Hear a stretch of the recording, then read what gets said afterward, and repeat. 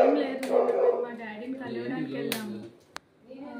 ఆయన డోర్స్ అవన్నీ లాక్ చేసుకొని లోపల ఉన్నారు. ఆ లేడీ కూడా అక్కడే ఉంది. మేము ఆయనతో మాట్లాడడానికి వెళ్దాం మాట్లాడడానికనే కాదు, మా డాడీతో కలిసి ఉన్నామని మేము వెళ్ళాము.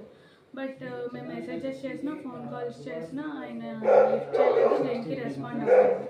సో ఏంటి అంటే వాళ్ళు ఎప్పుడో ఒకప్పటికైనా డోర్ తీస్తారు కదా అని మేము బయట వెయిట్ చేస్తాం.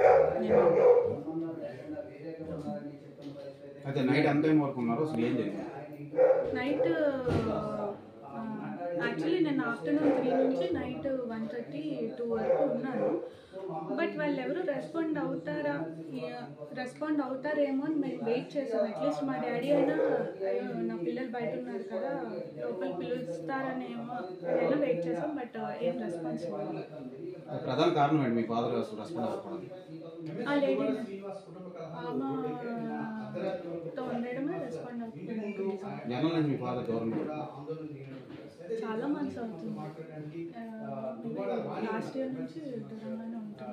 ఈ మధ్యకాలంలో మీరు కలవడానికి వెళ్ళాం. లాస్ట్ ఇయర్ వినాయక చవితి అప్పుడు మాట్లాడడానికి వెళ్ళాం. అప్పుడు మా డాడీ వాళ్ళ బ్రదర్ అండ్ వాళ్ళ మదర్ ఏం చేశారంటే మమ్మల్ని లోపలికి రానివ్వకుండా, మేమేదో వాళ్ళకి అటాక్ ఇస్తున్నాం అన్నట్టు క్రియేట్ చేసి మా డాడీతో కలవనివ్వకుండా చేశారు.